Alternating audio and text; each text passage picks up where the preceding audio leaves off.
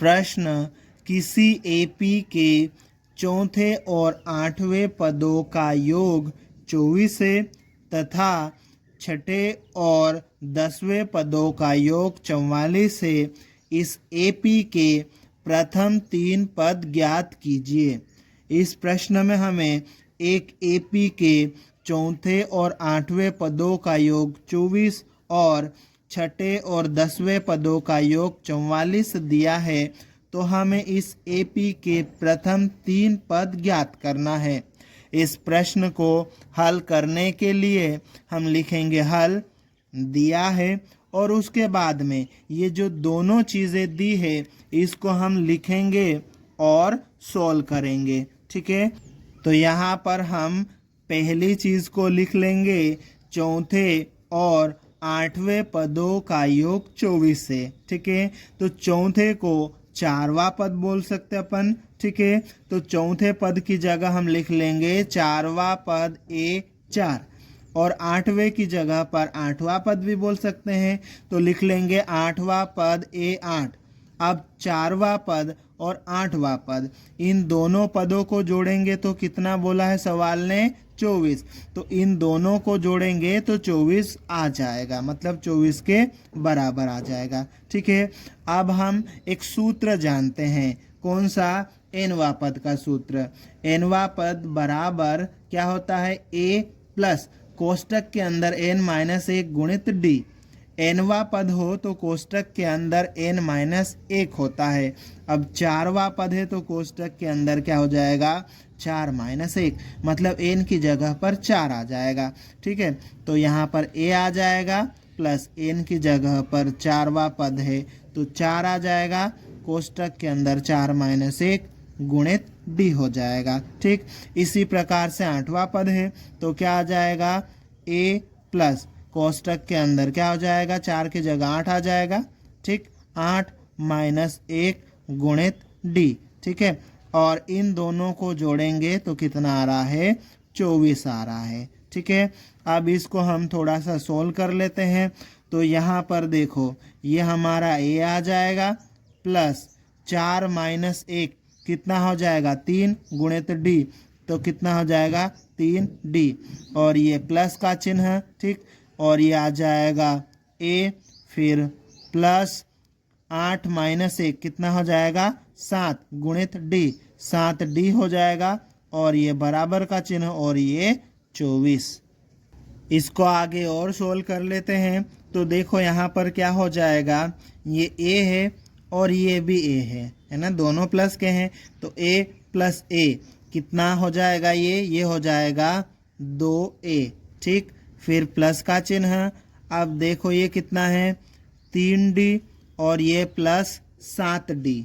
ठीक है, दोनों प्लस के हैं तो कितना हो जाएगा, ये 10d। ठीक है, और बराबर का चिन्ह और उधर कितना है, 24। ठीक, आप देखो यहाँ पर इस पूरे समीकरण में हम 2 का भाग दे सकते हैं। ठीक है, 2 का भाग दे सकते हैं तो 2 का भाग दे देते हैं हम इसमें, तो 2 का भाग इसमें देंगे तो कितना आ जाएगा, ये a आ जाएगा, प्लस 2 का भाग इसमें देंगे तो कितना हो जाएगा, ये 5d, और ये बराबर 2 का भाग इसमें देंगे तो ये कितना हो जाएगा, 12। ठीक है, और यहाँ पर हम या करके लिख देंगे, यहाँ पर हमने 2 का भाग दे दिया। ठीक, और ये समीकरण इस तरह से बन गया।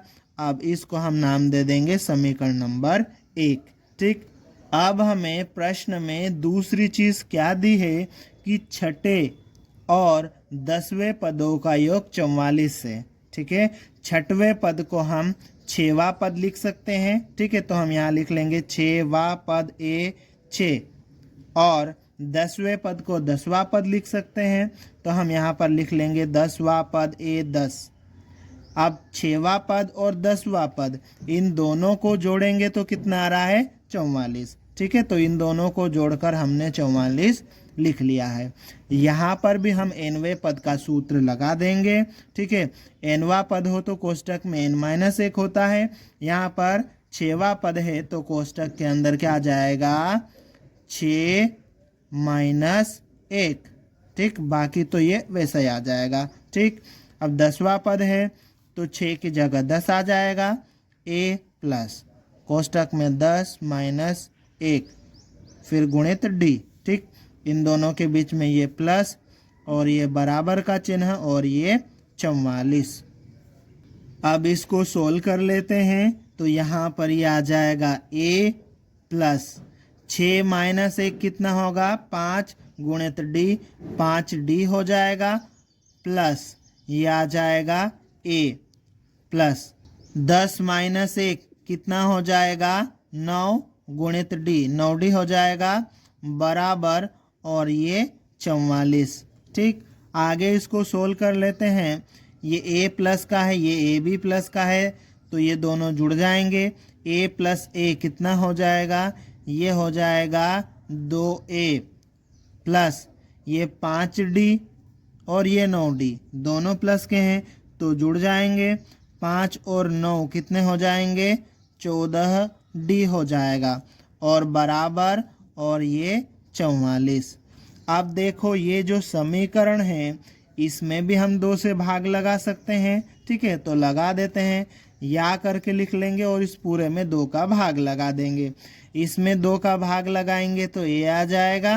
ठीक, प्लस इसमें 2 का भाग लगाएंगे तो ये 7 आ जाएगा और d बराबर इसमें 2 का भाग लगाएंगे तो कितना आ जाएगा ये 22। इस प्रकार से हमने एक और समीकरण बना लिया है। इस समीकरण को हम समीकरण नंबर 2 नाम दे देंगे। यहाँ पर हमने प्रश्न की सहायता से 2 समीकरण, समीकरण 1 और समीकरण 2 बना लिया है। अब इन दोनों समीकरणों को हम विलोपन विधि से हल करेंगे और विलोपन विधि से जब हम हल करते हैं तो उसमें किसी एक चर को सेम बनाते हैं। तो यहाँ पर ये जो दोनों समीकरण हैं, समीकरण 1 और 2, इन दोनों में a जो है वो सेम है तो हम इसको सोल्व करेंगे तो डायरेक्ट लिख देंगे समीकरण 1 और समीकरण 2 से और उसके बाद में दोनों समीकरणों को लिख के दूसरे समीकरण को पहले समीकरण में से घटा देंगे। ठीक है, इसके लिए हमने यहाँ पर लिख लिया है समीकरण 1 और समीकरण 2 से और उसके बाद में पहले समीकरण को, दूसरे समीकरण को, दोनों समीकरणों को हमने लिख लिया है। ये लाइन खींच देंगे हम। ठीक है, उसके बाद में क्या करना है, नीचे वाला ये जो दूसरा समीकरण है इसके चिन्ह बदलना है। ठीक है, ये प्लस का है तो माइनस का हो जाएगा, ये भी प्लस का है तो माइनस हो जाएगा, ये भी प्लस का है तो माइनस का हो जाएगा। ठीक है, a प्लस का a माइनस का ये 0 हो जाएगा या फिर इसको काट दो। ठीक है, 5d माइनस 7d कितना हो जाएगा, ये माइनस 2d हो जाएगा, ये बराबर का चिन्ह। ठीक है, 12 माइनस 22 कितना हो जाएगा, ये माइनस 10। अब इसको आगे सोल्व कर लेते हैं। यहाँ पर हमें d का मान निकालना है। d के साथ में -2 चिपका हुआ है मतलब गुणा में है तो बराबर के उधर जाएगा तो -10 के बटे में चले जाएगा तो ये हो जाएगा d बराबर -10 बटे -2। ठीक है, फिर d बराबर माइनस से माइनस को भाग देंगे ये प्लस हो जाएगा, 10 में 2 से भाग देंगे 5 हो जाएगा। इस प्रकार से -10 में -2 से भाग देंगे तो कितना जाएगा, 5 आ जाएगा। ठीक है, यहाँ पर हमें d का मान मिल गया है। अब इस d के मान को हम समीकरण 1 या 2 दोनों में से किसी एक समीकरण में रखेंगे और a का मान निकालेंगे। समीकरण 1 थोड़ा सा छोटा है तो इस d का मान हम समीकरण 1 में रखेंगे। इसके लिए हम लिखेंगे d का मान समीकरण 1 में रखने पर और उसके बाद में समीकरण 1 को भी लिख लेंगे। अब समीकरण 1 में इस d की जगह पर d का मान हम यहाँ पर रखेंगे। ठीक है, ये आ जाएगा ये a प्लस 5 गुणित d का मान कितना है 5 तो गुणा में 5 आ जाएगा बराबर 12। ठीक है, फिर आगे सोल्व करेंगे, ये आ जाएगा a प्लस 5 गुणित 5 कितना हो जाएगा 25 बराबर 12। ठीक है, आगे हमें a का मान निकालना है तो ये a इधर रहेगा, ये बराबर के उधर 12 है, ये जो 25 है बराबर के इधर प्लस का है उसको बराबर के उधर भेजेंगे तो माइनस का 25 हो जाएगा। ठीक है, फिर a बराबर 12 में से 25 घटाएंगे तो कितना आ जाएगा -13।